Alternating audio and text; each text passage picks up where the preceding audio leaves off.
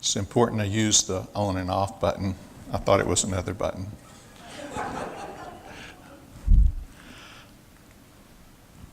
All right.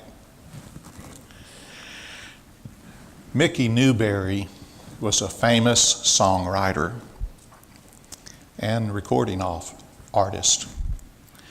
And in 1968, he wrote a song that made the top 10 chart. Some of you may remember this song. It had a famous line in it that the song was known by. Now, this song was really about taking a drug, LSD, a psychedelic drug. And one person's condition from taking this drug would be different from another person's condition of taking this drug. The line in the song that became a famous phrase that people used said this: "I just dropped in to see what condition your condition is in." That has been playing through my mind for the last 2 weeks. I can't get it out of my mind. Now, people went around having fun with this phrase. And instead of asking, how are you doing? They would look at you and say, "What condition is your condition in?" Now, in the 60s, sometimes the reply would be, "Groovy, man, groovy." Well, today I'm going to ask you the same question. What condition is your condition in? But my question is really, what condition is your spiritual condition in? Because your spiritual condition is under constant attack by pride.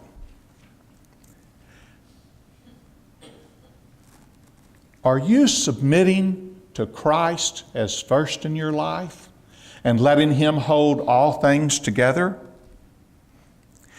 Today, our scripture is from Colossians 1:17. And it reads, "And He is before all things, and in Him all things hold together." Today we will examine the problem of pride against our spiritual condition. Then we will examine the important attributes of our spiritual condition. And then I have a few applications that will help you improve your spiritual condition. First, the problem of pride. Pride attacks our spiritual condition. Verse 17 says that Christ is first before all things. But because of pride, we think we are first. Now, as a child, I can remember at about 6 years old, I loved God. He was kind of mysterious to me. But I had faith in God. And He was like a powerful force somewhere up there in the clouds. As a child, I loved the stories about God and Jesus and other people in the Bible, and knew those stories were examples for me to follow. They were the foundation of my life, even though I really didn't know it at the time. Then I became a teenager. And you all know what happens when you become a teenager. It's the terrible twos all over again with turbo power to drive your parents right over the edge for all of the things they did when they were a teenager. Life is all about you when you were a teenager. You're in a battle with anyone that blocks your path to fulfilling your desires. All the knowledge you have acquired in 13 years makes you really smart. And when I was 13, I was really smart. I could not understand how dumb my parents were. Now, I don't remember exactly what they did, but I just thought they were dumb. Of course, I grew older and matured, and I have respect for my parents. But now, other people are dumb. I developed a pattern, you see, that what I thought was right and that I was smart. Of course, I'm exaggerating a little bit, and you don't have to be a teenager to feel pride about who you are and what you do. Other people are just sometimes dumb because we're full of pride about how smart we are. Pride drives us to focus on ourselves. Pride drives us to think we are better. Pride drives us to have our desires fulfilled because we deserve things, because we work hard and we are smart. Pride drives us to influence other people to think and do the way that we do, because we think we're right. You see, there's a pattern I'm presenting to you. It's common to all of us. Pride is a pattern in our lives so that we focus on ourselves. Now, of course, you focus on your work, your hobbies, your children, grandchildren, and others, but it's really to satisfy those inner desires that you have. The center of your life is you. And this is a battle against our spiritual condition that says Christ is the center. That doesn't mean that all the things that you do are selfish, but all the things you do are selfish. All of us are trying to satisfy our inner desires, even when we're trying to do good things for others. So what condition is your condition in? Your condition is the condition of pride, focusing on yourself. Pride says, look at me. Look what I have done. Pride drives you to achieve goals of earthly control. Earthly goals of control. So now we have examined pride and how it attacks our spiritual condition. Pride blocks the most important attributes of your spiritual condition. Next, we will look at the attributes of your spiritual condition. Now, Paul wrote to the Colossians because they were in a battle against pride for practicing religious rituals and practices, traditions, and because there were false preachers that were encouraging these practices that made them feel good about themselves. And Paul wrote to the Colossians to encourage them and to strengthen them in true faith, to put Christ first, to put Christ at the center of their life. Not all of their traditions and rituals. In other words, the Colossians were in a battle against the earthly desires of pride, just like us. Earthly desires encourage pride for what we do and who we are. And Paul wrote to the Colossians to encourage them to have Christ first. He emphasized Christ, number one, not me, number one. And he wrote them to remind them first the superiority of Christ. Christ is before all things. He wanted them to remember that Christ is superior over all human philosophies and traditions. He described the basic foundation, the basic attributes of our spiritual condition. Paul describes this first attribute in verse 17. And it reads, "And he is before all things." Christ is first. He's sovereign over all things. We owe our existence to Christ. We owe our life, our ability to breathe, to touch, taste, hear, to see, speak, reason, and make choices and love like no other creature he made. We have privileges like no other creature he made. Because he is first, he is sovereign over everything in our universe, and that means you. Now, as a child, I knew my parents provided for me. Without them, I wouldn't survive. I looked to them for everything I needed.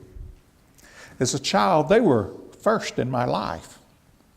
But if I didn't follow their instruction, my life would get chaotic. Now, I matured and came to know Christ, and I realized Christ is to be first in my life. He is the one that provides the path in life for me to follow. Now, as a Christian, I believe in God. I believe and know that without him, my life gets chaotic. And I know that even when I do follow him, my life can be chaotic. But when I focus on him, when I think of him first, my condition is changed.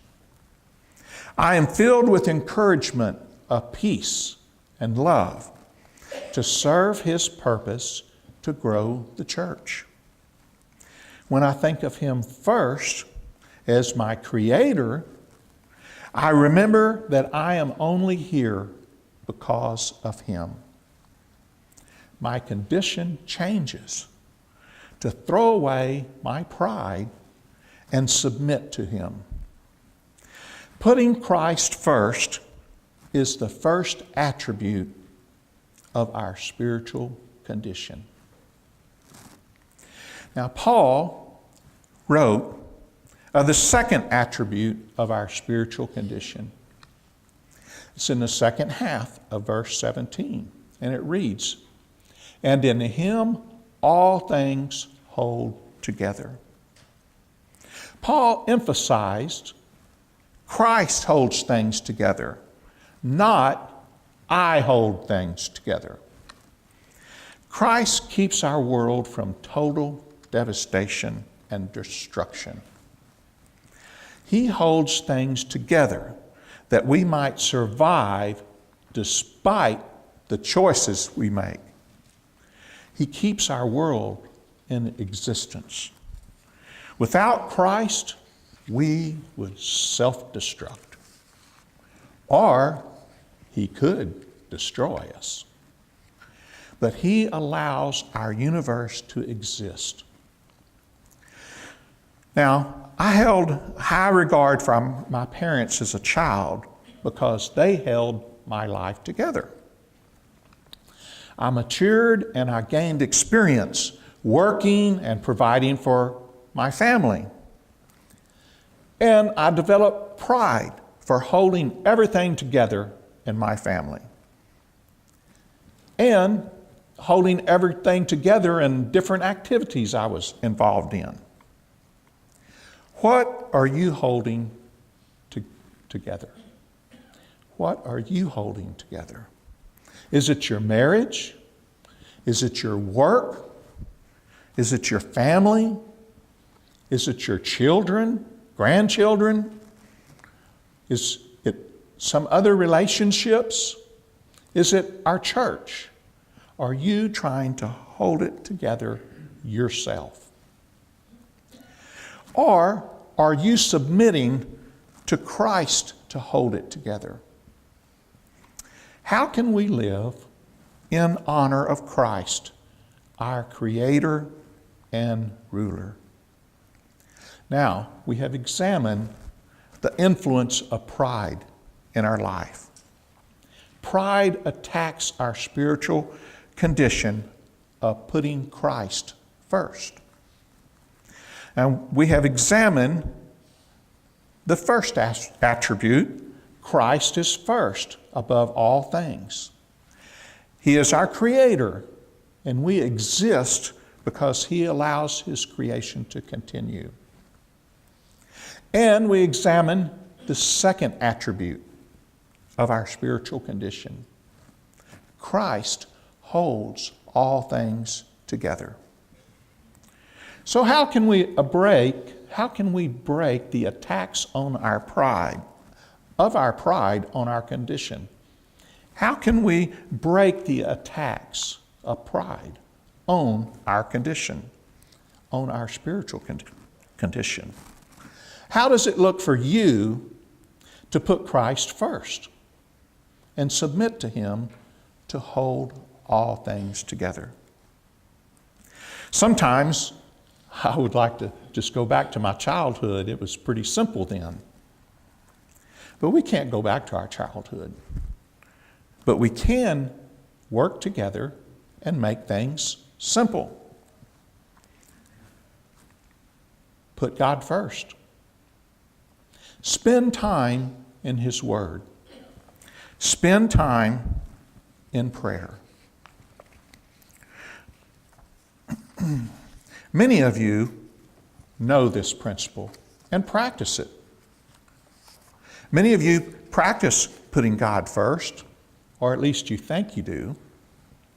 But it is a constant battle in our life because of the condition of pride to put God first. And that's why I'm talking to you about it today. Put God first. Spend time in His Word and spend time in prayer. It's pretty simple to understand. And it will help you keep His sovereignty over all things in your mind. And this day and time, we're very busy people, and it's not easy to do this. You must make some time. Sometimes you just have to use whatever spare time you have to put God first, spend some time in His Word and in prayer. Paul wrote to us in Romans 12, 1 and 2, how to achieve this attribute. It reads, "I appeal to you, therefore, brothers, by the mercies of God, to present your bodies as a living sacrifice, holy and acceptable to God, which is your spiritual worship. Do not be conformed to this world, but be transformed by the renewal of your mind, that by testing you may discern what is the will of God and what is good and acceptable and perfect."